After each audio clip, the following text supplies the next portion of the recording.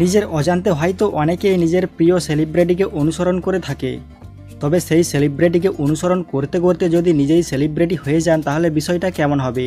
হ্যাঁ, এমনটাই দেখা গিয়েছে 2024-এর আইপিএলে। এখানে আমরা অনেক ক্রিকেটারদের কার্বন কপি বা ডুপ্লিকেট দেখেছিলাম, যাদের চেহারা হুবহু প্রায় একই রকম ক্রিকেটারদের সাথে মিলে যায়।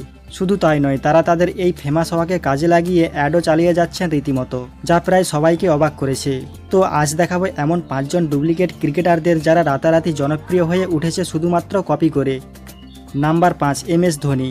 ধোনিকে নিয়ে সিনেমা বানানোর সময় সুশান্ত সিং রাজপুত বলেছিলেন যে ধোনির সাথে সারাটা সময় কাটিয়েও তার মাইন্ড এবং ক্যারেক্টার রিড করা প্রায় অসম্ভব, কারণ ধোনি পৃথিবীতে একজনই, কিন্তু তার ক্যারেক্টারকে রীতিমতো আয়ত্ত করতে না পারলেও তার মতো হুবহু একই রকম আকৃতি নিয়ে রীতিমতো ভাইরাল হয়েছেন এক যুবক, যার আসল নাম ঋষভ মালাকার। ইনি পেশায় একজন সফটওয়্যার ইঞ্জিনিয়ার, যার চেহারা পুরোপুরি ধোনির সাথে মিলে যায়।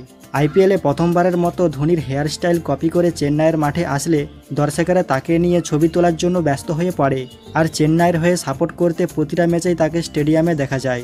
তবে ধোনির মতো দেখতে এর আগেও একজন ভাইরাল হয়েছিলেন, যিনি ধোনির গাওয়া গান বলে যো কোয়েল গানে রিল বানিয়ে ভাইরাল হয়েছিলেন, আর এই রিল দেখে অনেকেই তাকে ধোনির কপি বলেছেন।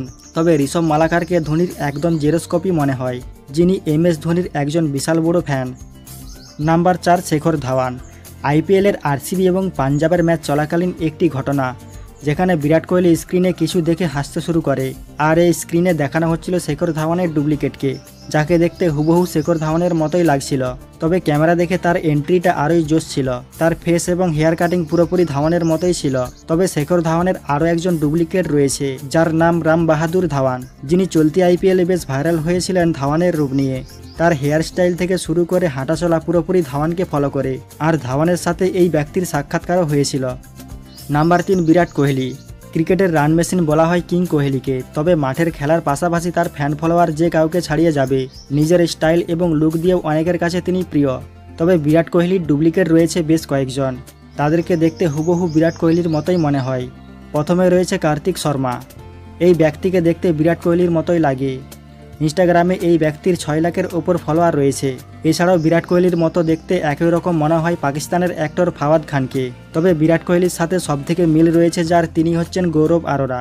এই ব্যক্তির ইউটিউবে প্রায় 6.5 মিলিয়নের ওপর সাবস্ক্রাইবার রয়েছে, যিনি প্রায় অনেক আগে থেকেই বিরাট কোহলির লুক নিয়ে ভাইরাল হয়েছিলেন, যার কারণে তিনি আগে থেকেই অনেকের কাছে বেশ পরিচিত। তাই বলা যায় বিরাট কোহলির সাথে গৌরব আরোরার চেহারার মিল প্রায় একই রকম। Number 2, Sunil Narine. চলতি আইপিএলে এক ভিন্ন নারিনকে দেখেছে ক্রিকেট বিশ্ব। ব্যাটে বলে কি দুর্দান্ত অলরাউন্ডার পারফরম্যান্স, তবে চলতি আইপিএলে স্পেশালি ব্যাটিংয়ের দুর্দান্ত পারফরম্যান্সের ফ্যান হতে বাধ্য হবে যে কেউ। তবে সেখানে তার এক ভিন্নরূপী ফ্যান রয়েছে, যে কিনা দেখতে একেবারে নারিনের মতোই, আর এই ব্যক্তির নাম হচ্ছে অজয় কাপুর, যিনি প্রায় আগে থেকেই নারিনের স্টাইলকে কপি করতেন। তার ফেস অনেকটা নারিনের মতো হওয়ায় তার বন্ধুরা তাকে নারিনকে কপি করতে বলে। তার হেয়ারস্টাইল, সানগ্লাস এবং গলায় ভারী চেন সবগুলোই পুরো নারিনের কপি। সেই থেকেই তার স্বপ্ন নারিনের সাথে দেখা করা। তবে গত আইপিএলে KKR তাকে নারিনের সাথে দেখা করার সুযোগ করে দেয়। নাম্বার 1, সচিন তেন্ডুলকার।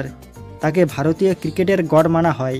ক্রিকেট বিশ্বে ফ্যান ফলোয়ারের কমতি নেই তার, তবে তার এক ভিন্নরূপী ফ্যান রয়েছে, যিনি তার স্টাইলকে সম্পূর্ণ কপি করে থাকে। আর এই ব্যক্তিকে দেখতেও অনেকটা সচিনের মতোই মনে হয়। প্রথমবারের মতো এই ব্যক্তিকে দেখলে সচিন তেন্ডুলকার ভেবে ভুল করবেন। এই ব্যক্তি কখনো ভারতীয় জার্সিতে এবং কখনো মুম্বাইয়ের জার্সি পরে সোশ্যাল মিডিয়া কাঁপাচ্ছেন। তো বন্ধুরা, এই 5 ডুপ্লিকেটের মধ্যে কাকে সবথেকে বেশি সিমিলার বলে মনে হয়েছে অবশ্যই কমেন্টে জানান। আর ভিডিওটি ভালো লেগে থাকলে অবশ্যই লাইক, শেয়ার এবং এইরকম ইন্টারেস্টিং ভিডিও পেতে চ্যানেলটিকে সাবস্ক্রাইব করে রাখুন। তো আজ এই ভিডিওটিকে এখানেই শেষ করছি। ধন্যবাদ।